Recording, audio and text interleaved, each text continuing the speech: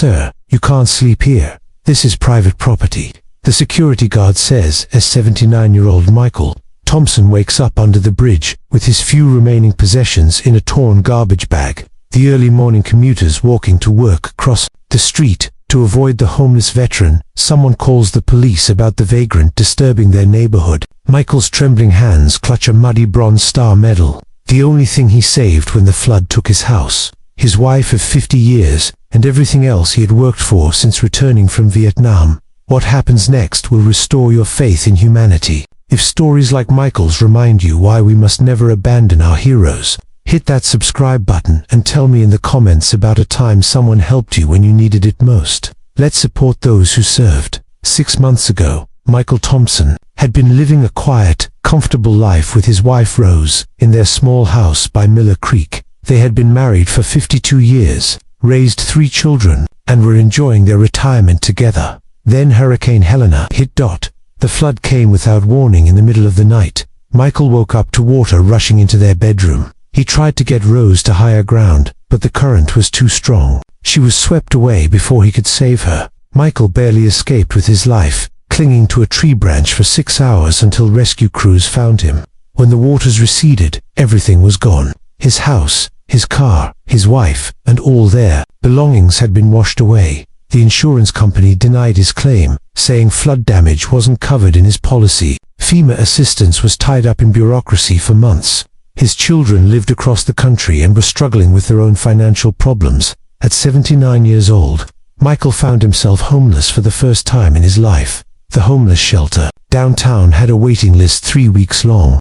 Michael had been sleeping under the Highway 9 bridge for 2 months, living off whatever food he could find and the small social security check that barely covered his heart medication. This morning was particularly cold. Security guard Jake Stevens had found Michael sleeping against the concrete pillar and was not happy about it. "Look, old man," Jake said roughly, "I've told you 3 times this week, you can't camp here.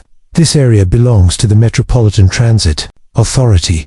Michael slowly gathered his possessions into the torn garbage bag. "I'm sorry, I'll move along." "You better," Jake continued. "I'm getting complaints from commuters about homeless people making this area unsafe." Michael struggled to his feet, his arthritis making every movement painful. He had lost 40 pounds since the flood and looked frail in his torn clothes. "Where am I supposed to go?"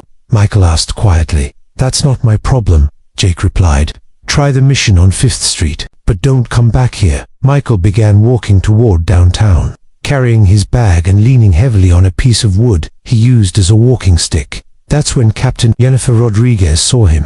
Captain Rodriguez was an Army officer driving to her base when she stopped at the red light near the bridge. She noticed the elderly man walking slowly with obvious difficulty, wearing what looked like military-issued boots despite his ragged clothes. Something about his posture, even in his weakened state, reminded her of veterans she had served with. She pulled over and rolled down her window. "Sir, are you okay?"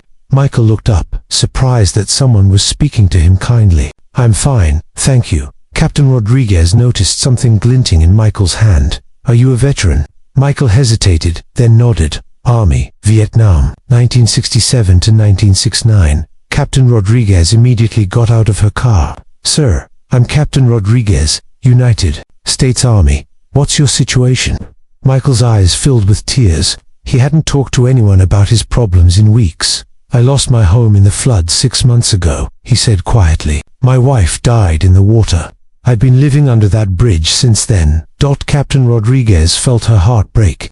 "Sir, what's your name and unit?" "Staff Sergeant Michael Thompson, 1st Infantry Division." Captain Rodriguez pulled out her phone and made a quick search. "Sir, did you serve at the Battle of Ong Than?" Michael looked surprised. "How did you know about that?"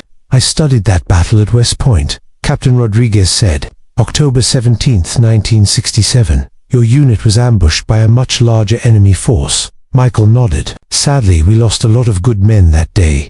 Captain Rodriguez continued reading from her phone. According to military records, Staff Sergeant Michael Thompson was awarded the Bronze Star for heroism in that battle. "You saved 12 wounded soldiers by carrying them to safety under heavy fire." Michael pulled the muddy medal from his pocket. "This is all I have left from my whole life." Captain Rodriguez stared at the Bronze Star, then looked at Michael with complete respect. Sir, you're a decorated combat veteran living on the streets. This is unacceptable. She made several phone calls while Michael waited. Sir, Captain Rodriguez said after finishing her calls, I'm taking you to the VA hospital right now. I've contacted the director personally. You don't have to do that, Michael replied. I've tried the VA. They have waiting lists for everything. Not anymore, Captain Rodriguez said firmly.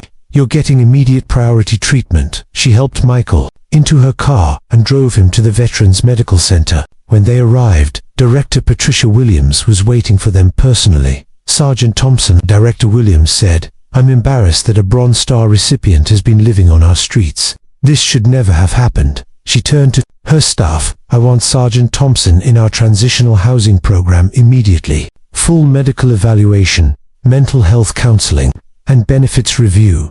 Within 2 hours, Michael had a clean room, hot meal, and medical attention for the first time in months. But Captain Rodriguez wasn't finished. She posted Michael's story on social media with a photo of his Bronze Star medal. The post went viral within hours. This is Staff Sergeant Michael Thompson. He saved 12 soldiers in Vietnam and earned the Bronze Star. Hurricane Helena took his home and his wife of 52 years. He's been homeless for 6 months. This is how we treat our heroes. The response was overwhelming. Veterans from across the country began sharing the post. News outlets picked up the story. Donations started pouring in to help Michael rebuild his life. A local construction company offered to build Michael a new house for free. A furniture store donated everything he would need to furnish it. The community raised $50,000 for his living expenses, but most importantly, other homeless veterans began coming forward to get help after seeing Michael's story. 3 weeks later, Michael moved into his new house. It was small but perfect, with a garden where he could grow the flowers that Rose had loved. Captain Rodriguez visited him on moving day. Sergeant Thompson, she said, you saved 12 soldiers in Vietnam. Now your story is helping save dozens of homeless veterans who are too proud or too broken to ask for help. Michael looked around his new home, furnished with donations from strangers who had heard his story. I never expected this, he said. I thought I would die under that bridge. Sir, Captain Rodriguez replied. Heroes don't die, forgotten on the streets. Not on my watch. Michael pulled out his Bronze Star, now cleaned and polished. Rose would have been proud to see how this ended up helping other people. That evening, Michael had dinner with 3 other homeless veterans who had been connected with services after his story went public. As they sat around his new kitchen table, sharing stories and supporting each other, Michael realized that losing everything had led to something meaningful. His tragedy had become a catalyst for change. The VA had expedited services for homeless veterans. The community had created a rapid response fund for veterans in crisis. Local businesses had committed to hiring veterans who are getting back on their feet. 6 months later, Michael testified before Congress about veteran homelessness. He told lawmakers about sleeping under bridges while wearing his Bronze Star, about being ignored and forgotten until one Army captain recognized his worth. The Michael Thompson Act was passed unanimously, providing emergency housing and immediate services for homeless veterans. As Michael returned to his house that evening, after testifying in Washington, he found Captain Rodriguez waiting on his porch. Sir, she said, the Army is recommending you for the Distinguished Service Cross for your continued service to veterans. Michael shook his head. I didn't do anything special. I just told my story. Sergeant Thompson, Captain Rodriguez replied, you turned your personal tragedy into a movement that has helped thousands of veterans. That's exactly what heroes do. That night, Michael sat in his garden, looking at the flowers he had planted in Rose's memory. He could almost hear her voice telling him that everything had worked out the way it was supposed to. He had lost everything in the flood, but found something more valuable. The knowledge that his service still mattered, that people still cared about veterans, and that even at 79 years old, he could still make a difference. The Bronze Star on his mantle caught the moonlight,